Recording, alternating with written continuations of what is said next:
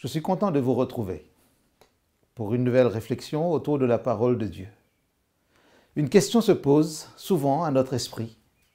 Pourquoi Dieu ne nous répond-il pas entièrement, totalement, dans une sorte de plénitude? En d'autres mots, pourquoi nous voyons que parfois les réponses de Dieu sont progressives? Ce que je veux appeler pour notre thème du jour, les bénédictions progressives. Cette question nous interpelle parce que nous vivons à l'ère du numérique, à l'ère du haut débit, de la fibre optique, et nous vivons à l'ère des télécommandes, de que nous appuyons sur un bouton, sur nos écrans tactiles, les choses se mettent en place. Et nous sommes contents quand la mémoire vive de nos ordinateurs, de nos téléphones, passe presque en accéléré. Parce que nous sommes habitués au tout de suite, à l'immédiateté de certaines de nos commandes, en tout cas des résultats à partir de nos commandes. Peut-être que notre esprit aussi, sur le plan spirituel, glisse subtilement vers cette attente. Dieu n'est-il pas un Dieu tout-puissant? Il y a dans la Bible un récit qui va me servir de base pour dire que parfois les bénédictions de Dieu sont progressives. Avant d'aller dans ce texte, prions ensemble. Notre Dieu, notre Père, nous te remercions parce que les prophètes, les évangélistes, les apôtres, les poètes aussi ont rapporté des récits, ont écrit des textes qui, sous l'inspiration du Saint-Esprit, nous servent encore dans ce 21e siècle. Donne-nous, Seigneur, de comprendre dans la simplicité ce que tu veux nous donner comme instruction en cet instant, autour de ta parole, et que le Saint-Esprit nous guide dans la vérité. Au nom de Jésus. Amen. Vous avez votre Bible? D'accord.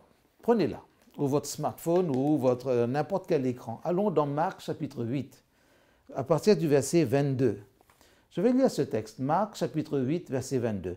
La version que je vais utiliser, c'est la Nouvelle Bible seconde. Écoutez, Marc raconte, ils arrivent à Bethsaïda. On lui amène un aveugle et on le supplie de lui toucher la main, ou de le toucher de la main. Il prit l'aveugle par la main et le conduisit hors du village. Puis il lui cracha sur les yeux et lui imposa les mains, en lui demandant « Vois-tu quelque chose ?» Il ouvrait les yeux et disait « Je vois des gens, je les vois comme des arbres, mais ils marchent. » Il lui remit les mains sur les yeux. Quand l'aveugle rouvrit grand les yeux, il était rétabli et voyait tout distinctement. Alors il le renvoya chez lui en disant « Ne rentre même pas au village. » Jésus entre dans un village, il rencontre un aveugle, en d'autres termes, on le fait rencontrer un aveugle, on lui demande un miracle, et Jésus sort l'aveugle de cet endroit où il l'a rencontré, hors du village. On peut se demander pourquoi Jésus le sort de cet endroit. Est-ce que l'endroit n'était pas propice à une guérison? Est-ce qu'il y avait, comme certains diraient aujourd'hui, dans un langage non spirituel, de mauvaises ondes ou des ondes négatives? Est-ce qu'il y avait des interférences à l'action de Jésus? Mais le fait est que Jésus conduisit cet homme hors du village. Probablement, il avait quelque chose à lui apprendre. Et nous aussi, derrière cet homme, nous observons. Nous entrons dans cette scène, nous visualisons la scène et nous nous disons « Allons suivre Jésus hors de ce village » pour voir ce qu'il allait faire et comment il allait toucher cet homme par la main, selon l'expression que Marc emploie. Dans ce récit, il y a 4 touchés, 4 contacts qui vont amener ce miracle. Le premier touché, Jésus le prend par la main et le sort du village. Le deuxième touché, il est dit que Jésus mit de la salive sur ses yeux. Le verbe qui est employé, Jésus lui cracha sur les yeux. Alors on pourrait dire, mais c'est un acte dégoûtant. Ce n'est pas très socialement correct. Il n'y a pas beaucoup de règles de politesse. Vous n'aimeriez pas que quelqu'un vous crache sur les yeux, votre médecin, votre ophtalmologue, par exemple, pour vous dire, je vais vous guérir de cette manière. Mais Jésus le fait. Alors on va dire, c'est quand même Jésus. Mais dans le contexte, était-ce acceptable? Je ne peux pas le dire, en tout cas on n'a pas d'indication là-dessus. Deuxième touché. Un troisième touché, il est dit un peu plus bas, Jésus lui imposa les mains. Donc, Premier toucher pour le sortir du village, deuxième contact, deuxième toucher, la salive, troisième toucher, il lui impose les mains. Et un peu plus loin, après cette première vision un peu floue, on va dire, Jésus va lui remettre les mains sur les yeux.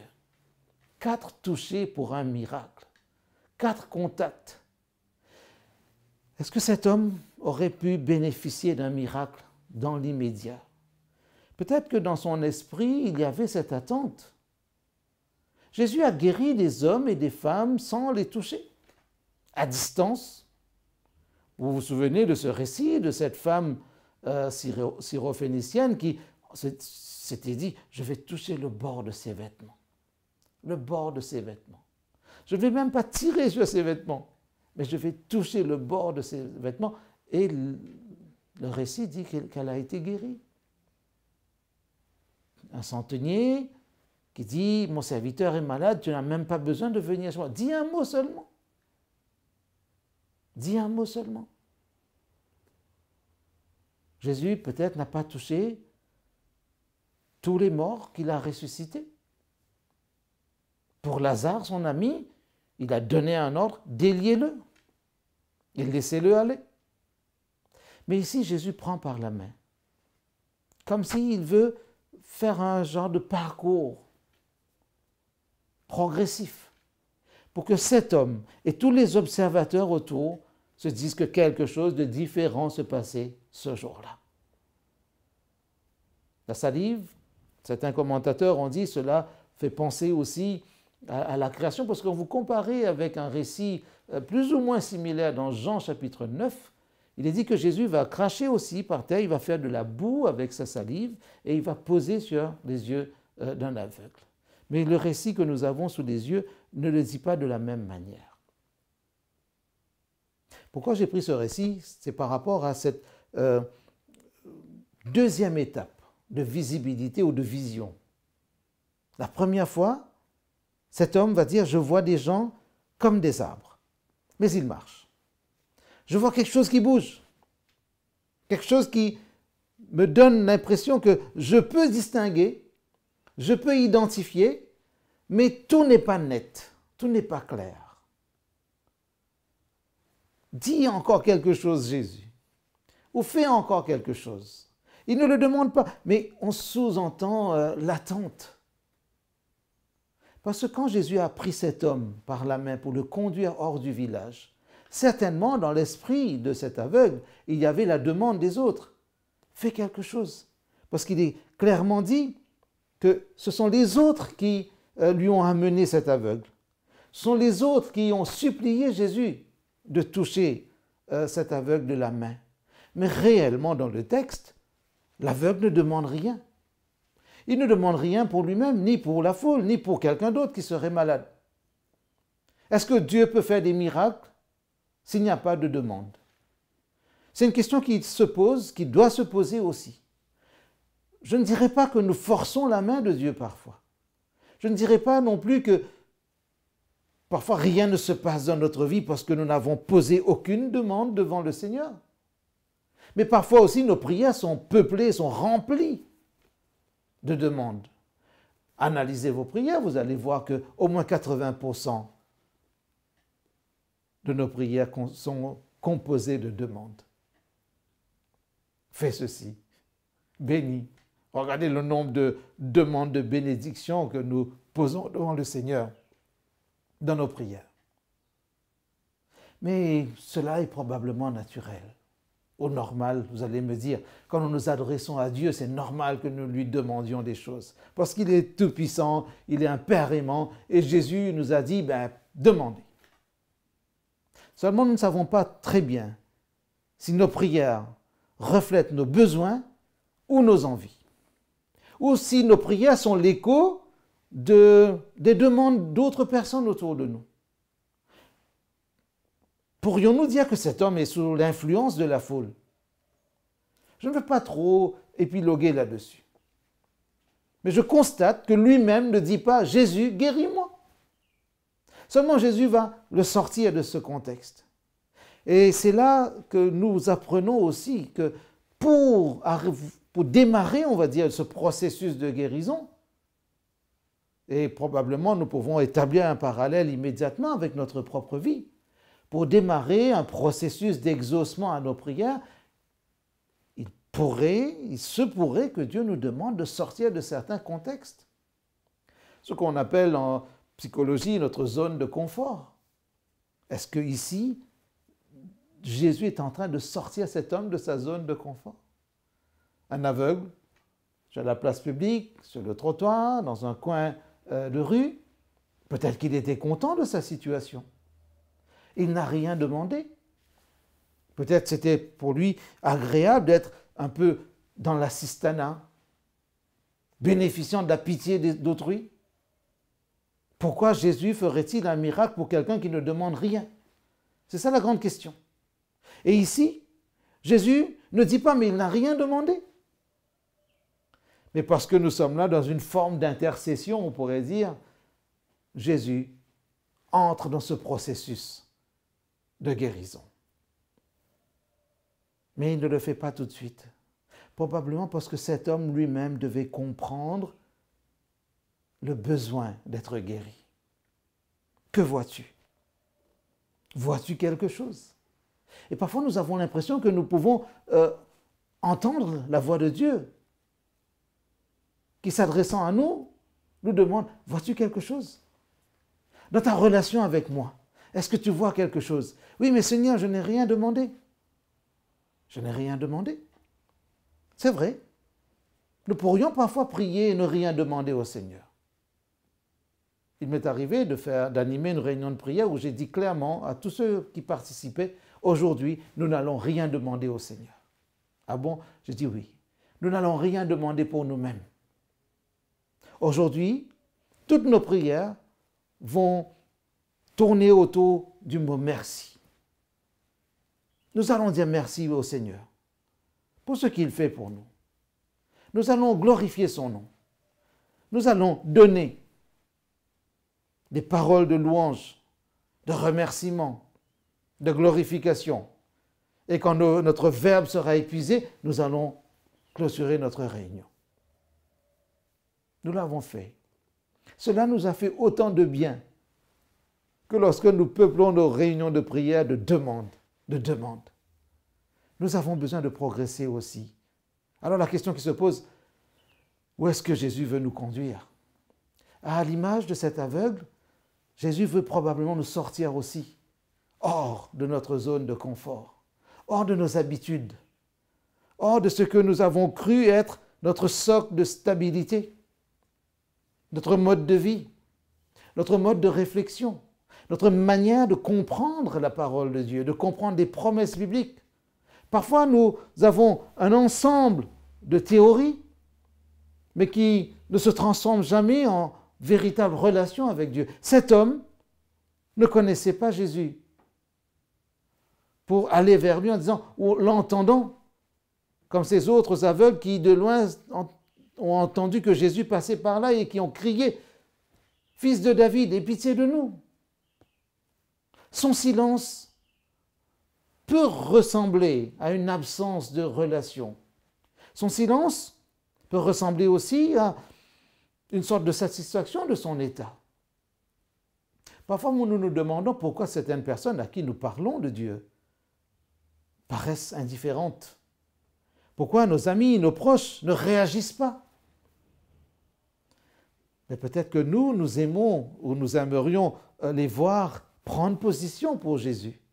Parce que nous aimons notre relation avec Jésus. Et nous demandons aux autres de le faire. Mais probablement, ces autres-là ne ressentent aucun besoin de s'approcher de Jésus, d'entrer en relation. Mais nous continuons à prier. Parfois, nous demandons au Seigneur de toucher leur cœur. Mais nous n'avons pas de maîtrise là-dessus. Seulement, nous disons au Seigneur, s'il te plaît, touche leur cœur afin qu'ils viennent à toi. Et parfois, nous ne voyons pas de résultat. Jésus doit prendre beaucoup d'hommes, de femmes par la main. Spirituellement parlant aujourd'hui, nous avons peut-être besoin de sortir de certaines zones, de nos petits coins, bien arrangés, bien agencés, bien décorés de nos habitudes, de nos théories, peut-être de notre religiosité pour que Jésus fasse le reste aussi. Alors cette salive qu'il crache, on pourrait dire, sur les yeux de cet aveugle est comme un bain, une sorte de purification par l'eau, on va dire. Cela nous fait penser à la première page de la Bible, où tout est sorti de l'eau, toute la vie, à part la vie humaine et les bêtes que Dieu a créées de la poussière aussi, de la terre. Mais nous comprenons que cet élément liquide pourrait aussi ressembler au baptême, à la purification. Jésus a-t-il besoin de nous purifier pour que nous voyions son action dans notre vie? Où doit-il nous conduire? Ou de quelle situation, de quel état doit-il nous sortir pour nous faire progresser dans notre relation avec lui, mais aussi pour nous faire comprendre comment il est en train d'agir dans notre vie? Quand Jésus va lui imposer les mains, cela ressemble fortement à une bénédiction. Tout miracle devient une bénédiction de la part du Seigneur. Est-ce que nous en sommes conscients? Dans notre monde où tout va vite, par écran interposé, avec tout le développement technologique, nous pensons qu'il suffit d'appuyer sur un bouton et nos prières seront exaucées. Le prophète Ésaïe nous rappelle que Dieu n'est pas comme nous. Ses pensées ne sont pas nos pensées, ses voix ne sont pas nos voix. Nos habitudes ne correspondent en rien à l'action de Dieu. Dieu ne procède pas par habitude. Dieu veut une relation claire avec nous. Et c'est pour cela que, par moments, peut-être qu'il va nous bousculer. Il va nous prendre par la main et nous sortir hors de notre contexte. Peut-être pour nous emmener loin. Et la question qui se pose, combien de fois Dieu doit-il nous toucher, nous faire bouger, nous amener à nous déplacer, à changer de paradigme, de mentalité, de lunettes, de grille de lecture, de manière de voir, de nous voir, de le rencontrer, de le voir, de le considérer. Notre perception de Dieu est-elle limitée à nos habitudes ou bien va-t-elle se fonder un jour sur la parole de Dieu? Et c'est la parole de Dieu aussi qui résonne ici. Vois-tu quelque chose? Que voyons-nous dans notre relation avec Dieu? Mais il a vu quelque chose. Je vois des hommes ou des humains comme des arbres. Mais ils marchent contrairement aux arbres. En d'autres mots, quelque chose est en train de se présenter là. Quelque chose se passe. Quelque chose de dynamique. D'autres auraient dit quelque chose de magique, mais il n'y a pas de magie avec Jésus. Il y a l'action du Créateur sur la créature.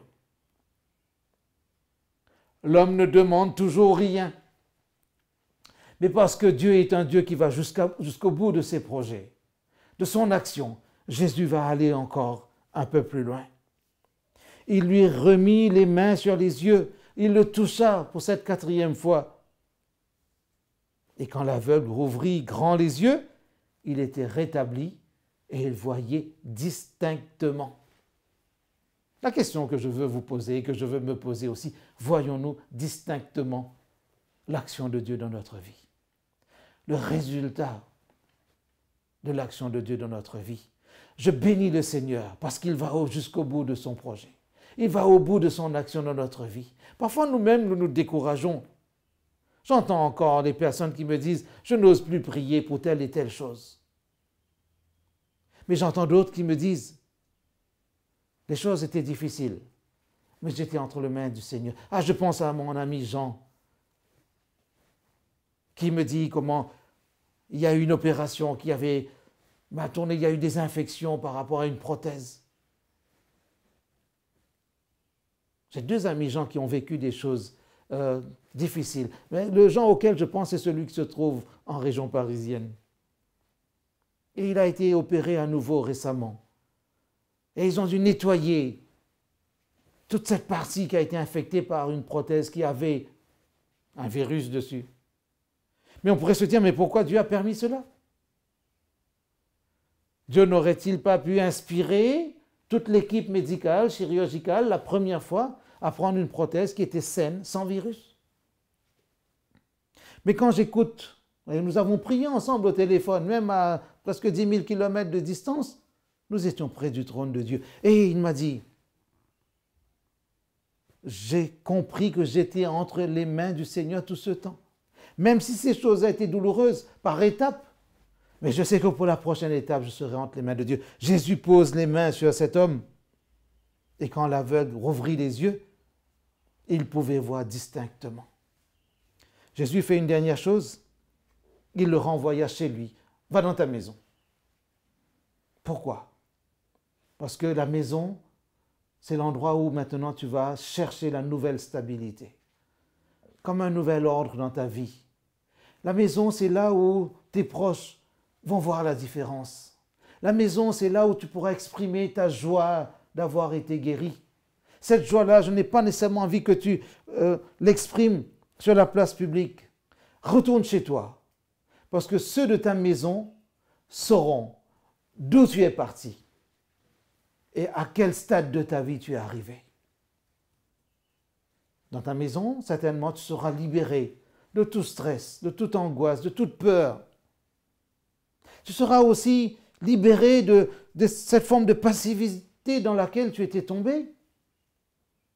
Avec le Seigneur, Jésus, nous ne pouvons pas nous installer dans une sorte de passivité. Et quand Jésus prend cet homme pour le sortir du village, et maintenant il lui dit, ne rentre plus dans ce village, c'est-à-dire ne retourne pas à tes anciennes habitudes. Je ne peux pas t'avoir guéri, même si tu ne m'as rien demandé. Je ne peux pas t'avoir guéri et te laisser retourner là-bas, parce que tu risques de te comporter encore comme un aveugle. Mais maintenant que tu vois, retrouve le chemin de ta maison, retrouve les tiens, retrouve la joie de vivre, réorganise ta vie comme un être qui est guéri, comme quelqu'un qui a bénéficié d'un miracle. Retourne vers ta maison, parce que c'est là que le meilleur témoignage doit résonner. Pour terminer, je veux vous dire que le Seigneur, à travers ce récit, nous montre une chose. Et j'ai beaucoup appris dans ce récit sur la notion de bénédiction progressive. Oui, Jésus pouvait guérir cet homme sans même lui parler, sans le toucher. Dieu, par sa pensée, peut faire beaucoup de choses. Mais dans ce récit, il nous apprend une chose essentielle. Il y a des situations où sa réponse, même s'il n'y avait pas de question ou de demande, mais je veux dire son mode de fonctionnement, permettez-moi cette expression pour le Seigneur, sa manière d'agir peut procéder par étapes. Vous avez dans votre vie des situations, et j'en ai dans la mienne aussi, dans celle de ma famille, des situations où réellement nous avons vu le Seigneur procéder par étapes. Dieu est suffisamment puissant pour, comme il l'a fait dans les récits de l'Ancien Testament, pour ouvrir la mer Rouge en un seul jour. Peut-être votre mer Rouge, il va l'ouvrir sur plusieurs semaines, plusieurs mois, plusieurs années. Regardez bien, il y a des bénédictions qui ont commencé il y a 3 ans. C'est toujours en cours. Le Seigneur n'a pas fermé le robinet de cette bénédiction, mais parce qu'il veut que nous évoluions avec cette bénédiction. Au départ, ce sera comme des arbres. Au départ, nous verrons cela flou, mais ça va bouger quand même dans le paysage. Oui, quelque chose est en train de se passer. Je ne peux pas tout voir distinctement. Mais quand le Seigneur progresse avec nous, en somme, il est en train de nous dire que c'est nous qui progressons avec lui. Voulez-vous progresser avec le Seigneur? Voulez-vous voir ces bénédictions venir? Alors laissez le Seigneur vous conduire par la main. Hors de cet endroit routinière, plein de passivité, ou peut-être vous n'avez plus de repères. Laissez le Seigneur vous conduire, vous toucher. Peut-être qu'il va mettre spirituellement sa salive sur vous par l'eau du baptême, par une sorte de purification. Laissez-le vous conduire. Laissez au Seigneur la possibilité de vous imposer les mains pour vous bénir et donnez-lui l'occasion de vous amener à un changement de situation et que votre maison devienne le lieu où résonne le témoignage le plus fort pour que tous ceux de votre maison voient que le Seigneur marche avec vous et que vous avez toutes les raisons du monde à marcher avec le Seigneur Parce que le Seigneur vous dit de marcher. Ouvrez les yeux. Regardez dans quelle direction il vous invite à marcher. Et marchez, allez-y. C'est lui qui marche avec vous. N'est-il pas le chemin, la vérité et la vie? Que le Seigneur vous bénisse et que rien ne vous sépare de lui. Acceptez l'idée que Dieu progresse dans votre vie. Non pas parce qu'il perd les moyens, mais parce que c'est comme cela qu'il vous aime. Et quand le Seigneur vous montrera toutes les étapes, vous pourrez un jour dire, je sais comment j'ai progressé avec le Seigneur, et que ce soit pour la gloire de son Saint-Nom. Amen.